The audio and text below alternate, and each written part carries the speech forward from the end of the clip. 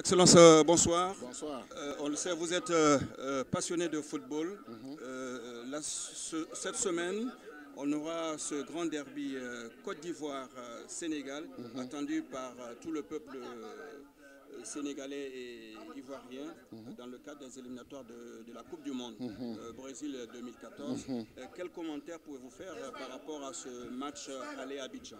Alors, moi, vous savez, bien sûr, je suis du Sénégal, je souhaite à l'équipe du Sénégal bonne chance et tout ça, mais je suis le genre d'Africain qui n'est pas malheureux qu'une grande équipe, que le meilleur ait gagné. Si la Côte d'Ivoire est meilleure ce jour-là et que la Côte d'Ivoire gagne, je ne vais pas être malheureux, je ne vais pas me suicider. Ça, c'est clair. Parce que moi, j'aurais rêvé un jour qu'on ait de grandes équipes, par exemple régionales, pour qu'il y ait la Coupe du Monde. Au lieu de nous imposer une sorte d'éliminatoire, sélectionner 5 ou 6 équipes, est-ce qu'on ne pouvait pas, par exemple, dire à l'Afrique de l'Ouest, vous faites une compétition entre Ouest africains et vos entraîneurs choisissent l'équipe type de l'Afrique de l'Ouest qui va aller représenter le continent à la Coupe du Monde. Imaginez à l'époque un Drogba et Hadji Diouf jouant dans la même équipe, hein, les Kolo Touré et tout ça.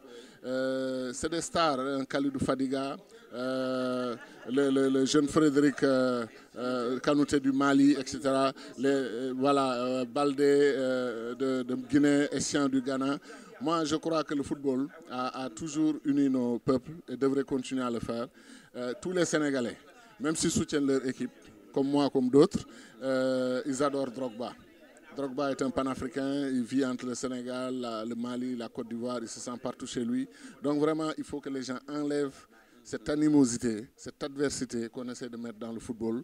Le football doit nous unir, il ne doit pas nous diviser. Et ce qui s'est passé, qui est malheureux pour le peuple sénégalais, lors des incidents, lors de ce match Sénégal-Côte d'Ivoire, vous voyez, chaque fois que vous abordez ça avec vos amis sénégalais, ils vont baisser la tête. Parce que les Sénégalais n'aiment pas ça.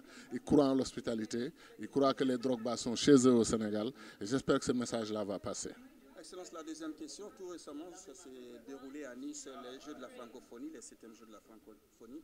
Et il y a eu beaucoup d'athlètes africains qui ont disparu. Quelle appréciation par rapport à cette situation? Immense tristesse que nos athlètes profitent. Immense tristesse donc que nos athlètes profitent d'un déplacement à l'étranger pour disparaître dans la nature. Ça dit un peu le désespoir des jeunesses africaines, le désespoir des cadres africains. L'Afrique, il se passe des choses extraordinaires. Quand le monde entier cherche des forces vives, nous nous jetons nos forces vives dans les mers, les tempêtes des mers, dans le désert, pour aller essayer de taper aux portes de l'Europe et tout ça. Et maintenant, quand nos athlètes vont en Europe, ils disparaissent dans la nature. Ça ne peut que traduire le désespoir des populations africaines, des jeunesses africaines, des cadres africains. Et de ce point de vue, nous devons en tirer toutes les conséquences.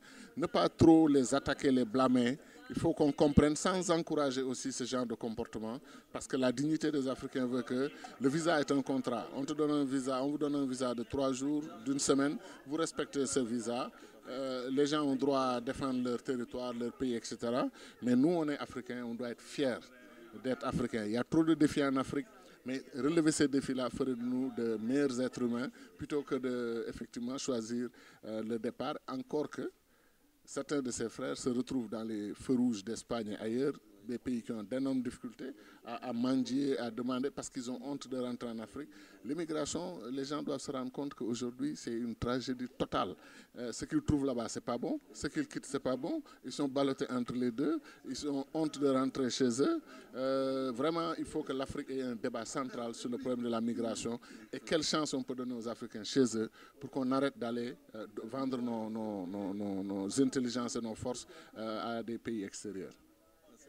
Merci mon frère.